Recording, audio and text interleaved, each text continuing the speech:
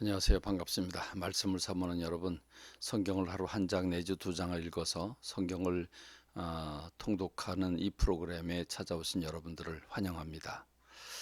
지금 우리는 사순절을 지금 맞고 있습니다.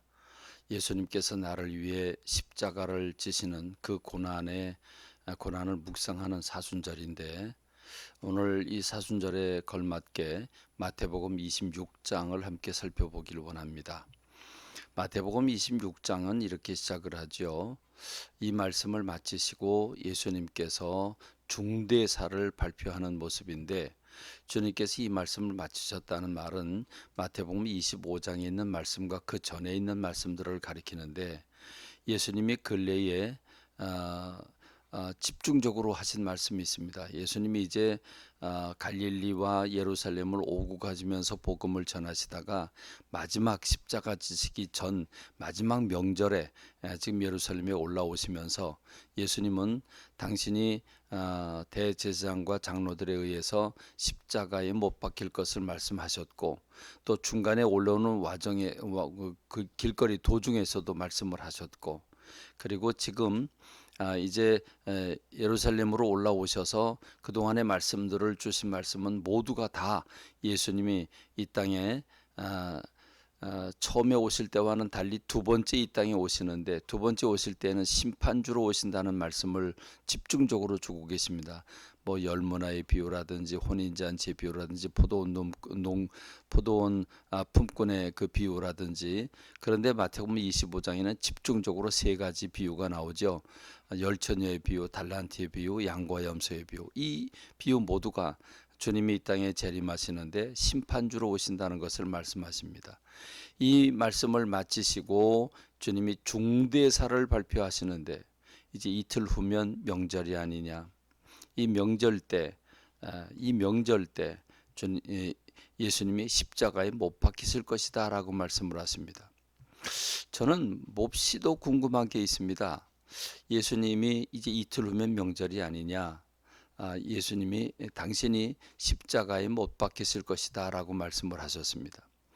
그 말씀을 하실 때 제자들의 생각, 제자들의 표정은 어떠했을까 하는 생각이 듭니다. 제자들이 어떤 표정을 했을까요? 그들은 심각했을까요?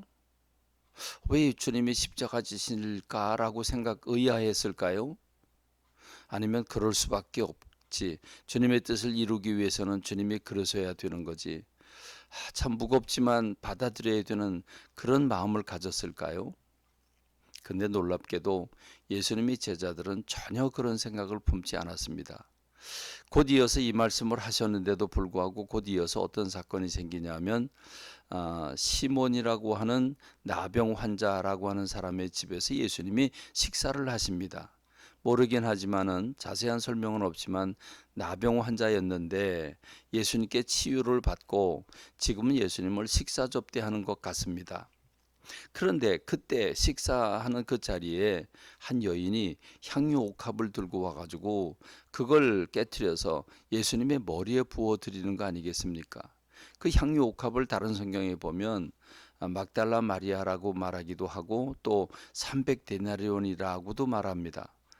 그런데 이것을 이 예수님의 머리에 향유컵을, 아주 귀중한 향유컵을 깨뜨려 드리는 모습을 보고 예수님의 제자들이 아연실색해 합니다. 그리고 분개했다 이렇게 말하고 있습니다. 분개했다 그랬습니다. 이 분개한다고 하는 것은 그냥 웬만큼 나하고 생각이 틀릴 때 그 분개하지는 않죠. 어마어마한 차이점을 가질 때 분개를 하게 되는데, 분개를 하면서 뭐라고 핵심적인 얘기를 하냐면, 이것을 팔아가지고 가난한 사람들에게 나눠줄 수 있는데 왜 허비하느냐라고 얘기를 합니다. 왜 허비하느냐. 그럴 때 예수님께서 말씀하시죠. 나더라, 이 여자는 좋은 일을 하고 있다. 내 장례를 준비하고 있다라고 주님이 말씀을 하십니다. 자, 예수님은 이제 이틀 후면 십자가를 지신다고 말씀하셨습니다. 근데 시몬이라고 하는 나병 환자는 자기 병을 고쳐주신 것에 대해서 감사해서 식사를 접대하고 있습니다. 그러면 이 향유 옥합을 깨트린 여인은 300데나리온이라고 한다면 한 데나리온이 하루 한 사람의 노동자 품값이라고 하니까 가장 저렴하게 10만 원이라고 치십시다. 300일 동안 일해야 됩니다. 그러면 주일 빼고 공휴일 빼고 1년 전체를 가리키는 거 아니겠습니까? 1년 전체를 노동자가 꼬박 일해서 먹지도 않고 쓰지도 않고 모아둔 돈, 그게 3천만 원입니다. 이 3천만 원을 순간적으로 일시에 깨트려서 예수님의 머리에 부었다는 거 아니겠습니까?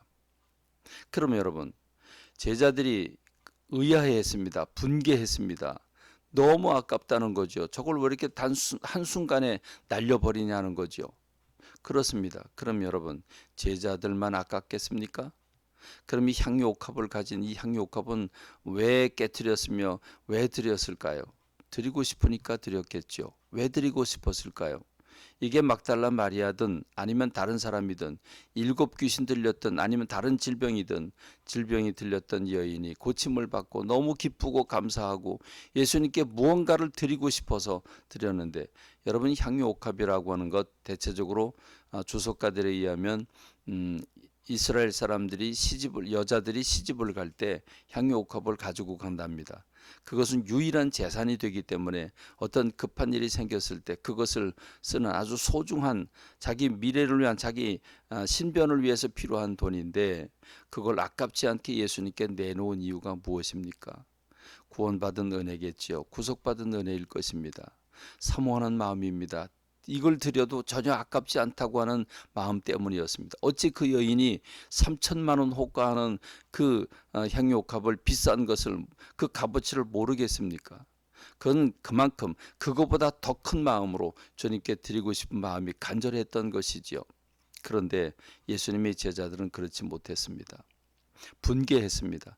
그것은 자기의 생각에 초점이 있고 예수님께 초점이 있지 않았다는 말입니다. 예수님은 이제 제자들을 불러 모아놓고 마지막 만찬을 하면서 내 살이다 내 피다 받아 먹어라 이렇게 말씀을 하시고, 그리고 예수님이 이제 십자가 지실 준비를 하게 되는데, 예수님의 제자들 가운데 가룟 유다는 예수님을 은 30냥 그 노예 한 사람의 품값으로 팔아먹고, 베드로는 예수님 모른다고 면전에서 부인하고, 그리고 제자들은 다 뿔뿔이 흩어져 도망가지 않겠습니까? 이런 삶을 우리가 생각하면서 여러분, 오늘 우리가 어떤 마음을 품고 살아야 될까요? 이 시몬과 같이, 또는 이 향유옥합을 깨트리는 여인과 같은 그런 아름다운 자세, 사모하는 마음을 가져야 되지 않겠습니까? 오늘 사순절을 생각하면서 여러분의 신앙을 돌이켜보는 시간 되길 원하고 말씀을 맺겠습니다. 감사합니다.